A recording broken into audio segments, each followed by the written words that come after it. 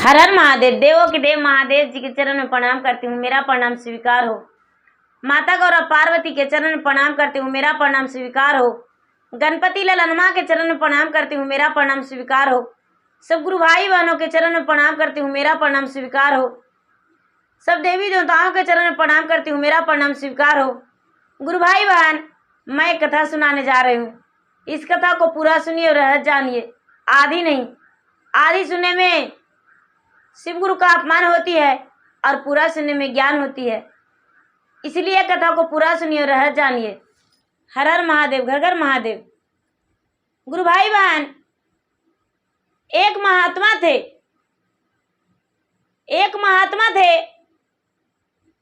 वो जंगल में रहते थे और जंगल में ही भगवान भोलेनाथ का बहुत बड़ा मंदिर था। पहाड़ी ऊपर मंदिर था। वो मंदिर में बहुत दूर दूर के लोग दर्शन करने जाते थे, भोलेनाथ को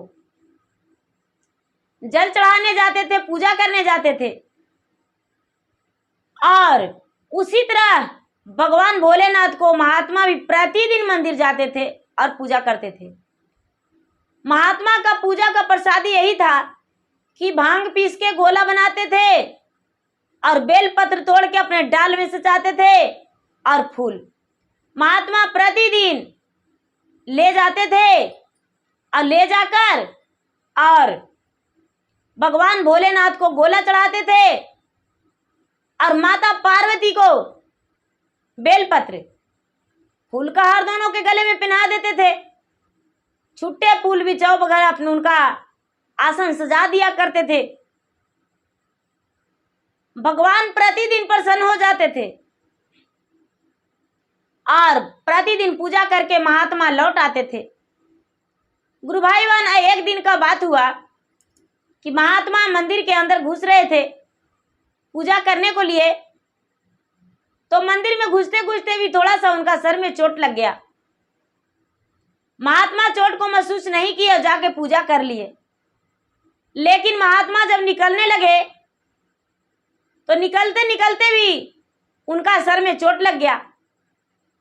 गुरु भाई बहन, चोट लग गया तो महात्मा सर पे हाथ धर दिए और हाथ धर के सहराने लगे और दर्द महसूस करने लगे।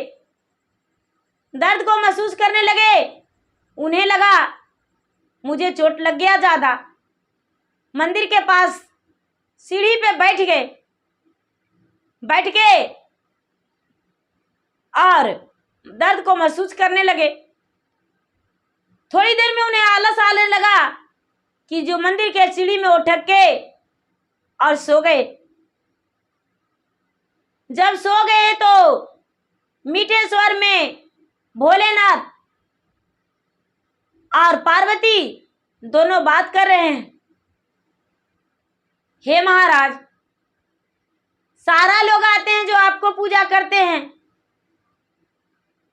आपको ही जो भी देना रहता है देते हैं, मुझे तो कोई भी नहीं देते हैं। ये महात्मा प्रतिदिन पूजा करते हैं, आपके लिए भांग का गोला लाते हैं, भोग में धतूरा लाते हैं, लेकिन मेरे लिए कभी कुछ नहीं लाते हैं। मैं कैसे उन्हें आशीर्वाद दूंगा कि ये खुश रहेंगे, क्योंकि मेरे लिए तो कुछ लाते ही नहीं है। महात्मा ने जब ऐसी बात सुने तो उन्हें लगा कि कुछ ना कुछ हमको पार्वती के लिए देना चाहिए। वो गए लौटकर और बहुत सारे बेलपत्र लाए और बेलपत्र को सिलने लगे गौरी के लिए, पार्वती के लिए कपड़ा। उनके उस पत्ते को तोड़ तोड़ के एक एक करके और सिलने लगे। सिलते सिलते सिलते सिलते उनका सुंदर सा साड़ी बना दिए। भगवान के पत्नी के लिए, माता पार्वती के लिए महात्मा सुंदर सा साड़ी बना दिए। उनके लिए कुर्ती भी बना दिए और बनाकर सवेरा होते होते तैयार कर दिए महात्मा। और पूरा पत्ता में ओम नमः शिवाय, ओम नमः शिवाय, ओम नमः शिवाय, ओम नमः शिवाय लिख दिए पूरा पत्ता में। और सवेरा हुआ तो सुंदर सा साड़ी बनाकर महात्मा बड़े खुशी से लेकर जा रहे थे। जब ले जा रहे थे तो माता पार्वती को रहा नहीं गया। उन्हें लगा महात्मा से कब हम वो साड़ी ले ले जो मेरे लिए रात पूरा बिताए हैं सिलने में। महात्मा को देखकर बड़े प्रसन्न थे।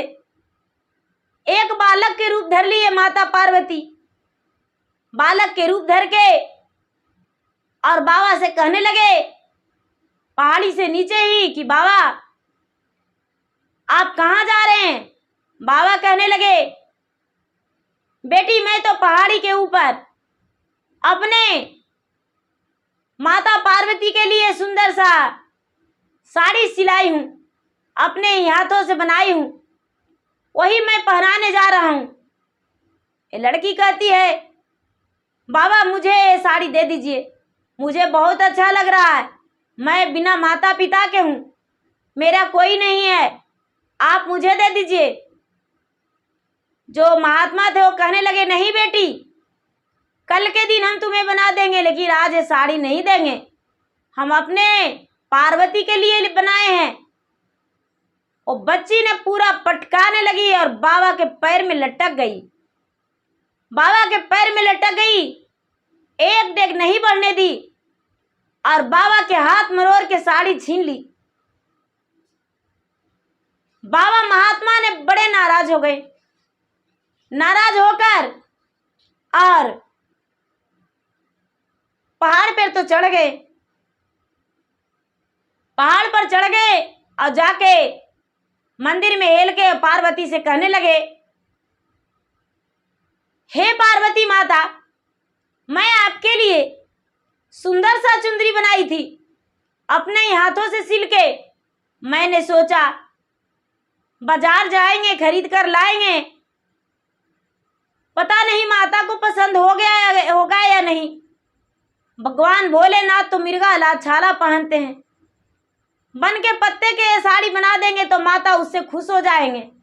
इसीलिए पत्तियां को इकट्ठा करके और हम पूरी रात में आपके लिए साड़ी सिला था। क्या कहूं, कल लेकर आएंगे। फिर लौट गए महात्मा और लौटकर फिर से बेल का पत्तियां तोड़ने लगे। बेल का पत्तियां तोड़ने लगे, तोड़ के इकट्ठा कर लिए और घर ले गए। ले जाकर और फिर से वही काम करने लगे, सीलने लगे। पूरा पतिया को पूरी रात सिए और सिल के एक सुंदर सी चुंदरी बनाए। चुंदरी बनाकर और सवेरा हुआ तो स्नान करके भांग को पीस कर गोला बना दिए और चुंदरी ले लिए और मंदिर चले गए। जब मंदिर गए तो माता पार्वती को कहते हैं हे पार्वती, पता नहीं मेरे हाथों का साड़ी सिला हुआ आपको कैसा लगेगा, ये मुझे पता नहीं, लेकिन मैं आपके लिए एक सुंदर सी साड़ी लाया हूं। वो साड़ी यदि पहन के आप एक दिन मुझे दर्शन दे देते तो मैं तो धन हो जाता और जीते जी स्वर्ग चला जाता।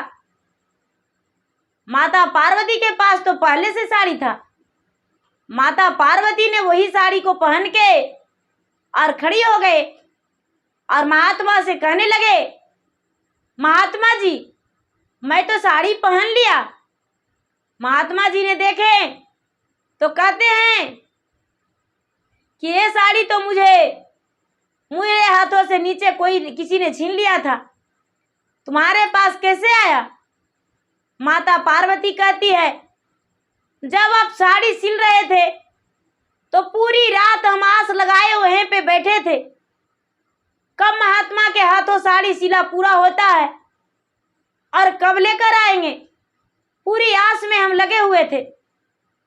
मुझसे रहा नहीं गया, जब आप लेकर आ रहे थे तो मुझसे सब्र नहीं किया गया, इसीलिए पहाड़ी से नीचे उतर गए और पहाड़ी से नीचे उतर के आपका सिला हुआ चुंदरी हाथों से मैंने छीन लिया और छीन के पहन लिया। जब ये महात्मा देखने लगे तो देखते हैं कि मैं तो केवल पत्ते का बनाया था, लेकिन उसमें हीरा रतन जड़ा हुआ है। माता का हीरा रतन जड़ा हुआ साड़ी माता पहनी है। एक एक पत्ता पे जो ओम नमः शिवाय लिखे थे, ये महात्मा ओम नमः शिवाय के जगह पे पूरा हीरा रतन जड़ा गया। ये महात्मा कहते हैं, हे माता, मेरे हाथों का ये साड़ी जरूर है, लेकिन मैं तो इतना कीमती हीरा रतन नहीं जड़ा था, क्योंकि मैं तो एक भिखारी हूँ, वन में रहने वाला तपस्वी हूँ माता, इसीलिए मैंने साधारण पत्ते का बनाया था। माता, यदि इतना ही पसंद है तो ये साड़ी भी आप अपने लिए रख लो।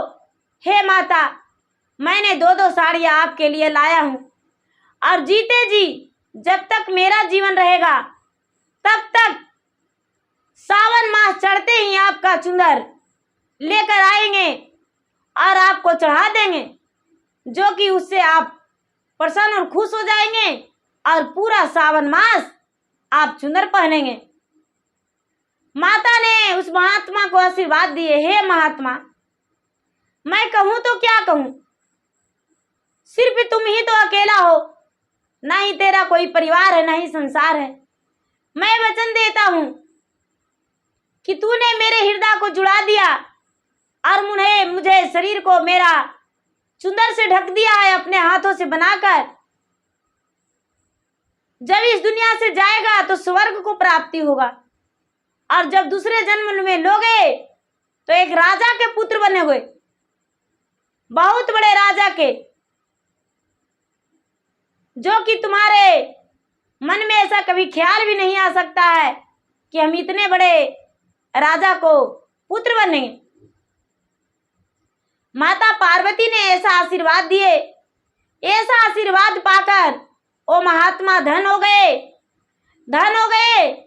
और जब महात्मा अपना आश्रम आए, प्रतिदिन आते थे जाते थे, जब अंतिम समय हुआ तो महात्मा का मृत्यु माता रानी के मंदिर में ही हो गया, भोलेनाथ के मंदिर में ही पूजा करते करते हो गया।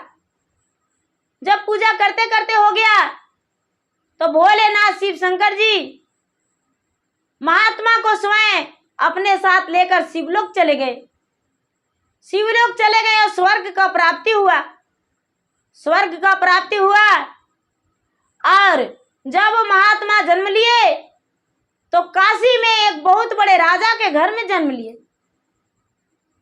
काशी में राजा के घर में जन्म लिए, जो कि वो राजा जो थे वो ब्राह्मण थे। वहां का राजा ब्राह्मण थे और उन्हीं का घर में जन्म लिए और धीरे धीरे पलने बढ़ने लगे। जब उनका बड़े हो गए हैं, शादी विवाह हुआ, तो उन्हें सोच लगने लगा कि क्या मेरा कर्म था, हमने कौन ऐसा कर्तव्य किया था कि इतना मुझे धन मिला, अब इतना बड़ा घर में हम जन्म लिए, एक राजा का पुत्र बने, जो कि मेरे पिताजी का भी कोई फिक्र नहीं है, जो भी कार्य है नौकर चाकर संभालते हैं, कोई कार्य ना कोई कार्य तो हम अच्छा किया होगा। प्रतिदिन दूसरा जन्म भी लेने पर वो मंदिर जाते थे, मंदिर जाकर अपने भोलेनाथ से प्रार्थना करके और जवाब मांगने लगे, हे भगवान, हम आपसे जानना चाहते हैं कौन सा कर्तव्य हम किए हैं जो इतने बड़े राजा के घर में हम जन्म लिए हैं पुत्र बन के। भोलेनाथ ने प्रकट होकर सामने आकर कहने लगे, तूने एक तपस्वी था और तपस्वी के रूप में तू पूजा करता था, भोलेनाथ और पार्वती के। पहाड़ी पे जाके एक दिन तुम्हारा सर में चोट लग गया और सीढ़ियों पे बैठ के अपना दर्द महसूस करते करते गिर गया, सो गया। तो हम लोग आपस में बात कर रहे थे, जो तू सुन लिया और अपने हाथों से माता पार्वती के लिए, तू अपना माता पार्वती के लिए सुंदर सी चुनर बनाकर लाई और वही पार्वती ने तुम्हें आशीर्वाद दिए। उसी का आशीर्वाद से तुम्हारा स्वर्ग का प्राप्ति हुआ और मनुष्य तन में जन्म लिया, जो कि एक राजा का पुत्र बना है। इतना सुखी परिवार तुम्हें मिला है।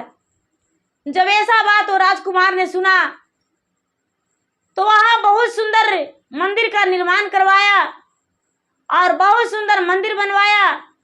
उसमें भोलेनाथ के हाथ जोड़ के बोला, हे महादेव, देवादिदेव, यदि आप में शक्ति होगा तो आप इस धरती फाड़ के अपना स्थापना ले लेंगे, आपका शिवलिंग निकल जाएगा और लोग पूजा करेंगे, आपका नाम जाना जाएगा कि जो अपने से फटके निकला है, धरती फटके बूढ़े महादेव करके लोग बोलेंगे। इनका पुकार महादेव सुन लिए और महादेव सुन के धरती फटके निकल गए। मंदिर तो बन चुका था लेकिन शिवलिंग भी धरती फटके निकल गया और माता पार्वती भी धरती से उनके साथ साथ निकल गए। ऐसा जब राजकुमार देखा तो बड़े खुश हुआ और मंदिर में बहुत बड़ा यज्ञ करवाया, जो कि गुरु भाई बहना आज तक मंदिर वहां उपस्थित है और लोग वहां दर्शन करने जाते हैं और पूजा करते हैं। वो तो राजा बेचारा कब के चले गए, लेकिन वो मंदिर आज भी है और आज भी वो मंदिर में सब लोग दर्शन करते हैं और पूजा करते हैं।